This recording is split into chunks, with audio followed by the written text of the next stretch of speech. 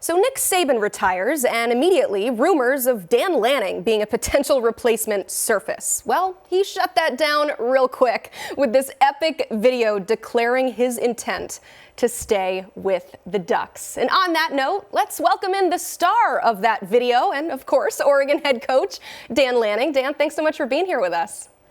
You bet. Thanks for having me, Emily. You said it best. The grass is damn green in Eugene. Why was it important for you to release that video?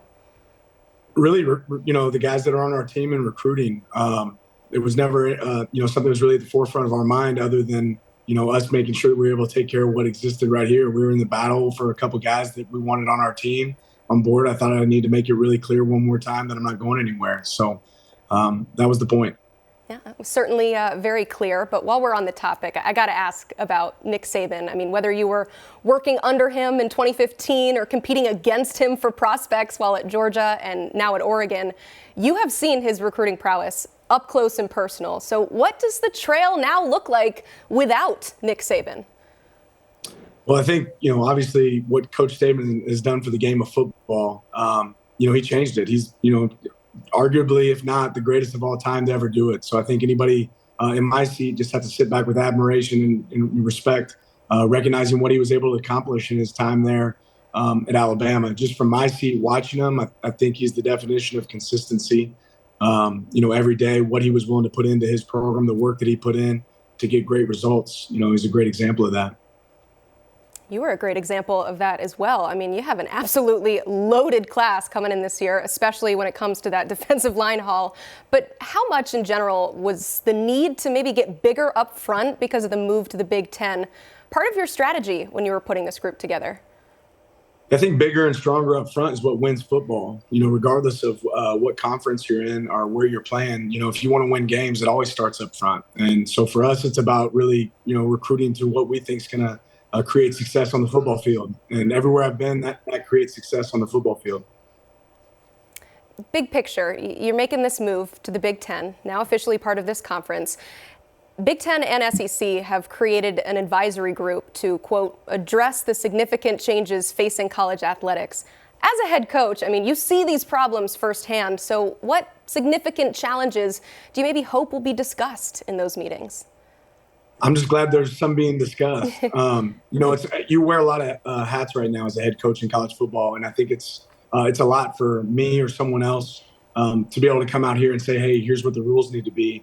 But the reality is there's certainly some changes that probably need to take place, and hopefully they lean in on some coaches when they come to making some of those decisions and what it looks like. Because I think sometimes we make decisions about what should exist in college football, and we don't realize the ramifications until later. So, hopefully this certainly puts, in place some change and some opportunity to adapt. That's what college football is right now, is adapt and figure it out. And we're figuring out a lot of stuff on the fly.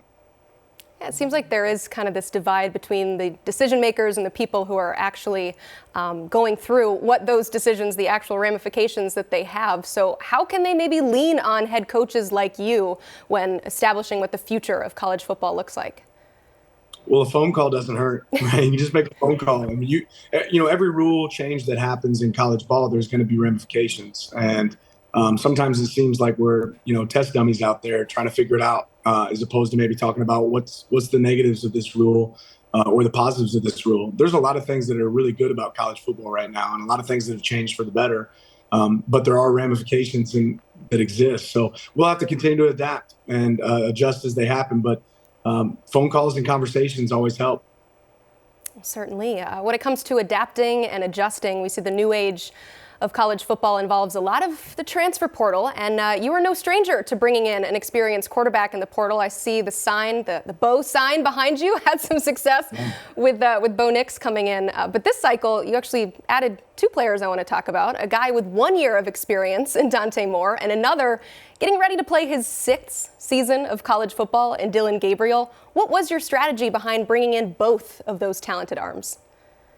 Well, first you start with people. I think you're talking about two phenomenal people that we're really excited about.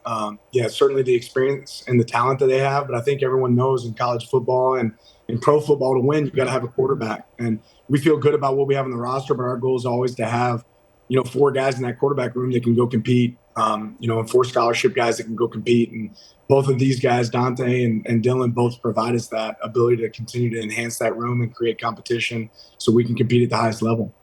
Yeah, it says a lot that both of those guys wanted to come in too, not knowing a clear path to the starting lineup, knowing that they would have to compete. I think that says a lot. We were talking a little bit off air about this. Dante Moore, I mean, what was once a unique situation is now becoming more and more common, and that he flipped his recruitment from Oregon, but then after a year became available in the portal, and you got him the second time around. So what is your message now to recruits who maybe flip or pick another school, knowing that they could show up in the portal later on in the process? Yeah, we just build relationships, and I think the proof's in the pudding. What we've been able to do here and accomplish at Oregon, speaks for itself. We want guys that want to be a part of that, and sometimes that journey is going to look a little bit different. It's going to make for an interesting book for Dante when he writes it someday. How his journey happened, but ultimately, I think at the end of the day, he saw what we have here, saw what we had here before, and realized that a lot of the things that he went out on a limb, and didn't know what it would look like, early in his college career. But now you can see a little bit of what Oregon does look like. What's it become? And that's probably the reason he chose to come back here. That says a lot what you were able to accomplish on the field, but how do you maybe tangibly build and foster those relationships even after a player picks another school? Well, I mean, after they pick another school, you really can't, right? But I think you can be true to who you are, through that process, and do a great job with your players. These players talk to each other, and if you do a great job of building relationships with the guys on your team and guys in recruiting, sometimes they're going to make different decisions, and they're going to end up different places. But if you leave that relationship the right way, there's now an opportunity in college football that it can be reconnected down the road. 100%. Before we let you go, I got to ask, what's your favorite Jason Bourne movie? I'm not like an expert by any means. That's why I was watching this. The first one, I don't know what that. I think that's Bourne Ultimatum. That's about as good as it gets. Well, we know that you love to watch, and you stick with where you are too, which is what Oregon fans are happy to see. And thank you so much for being on the show today. We really appreciate the time. You bet. Thank you. Have a great one.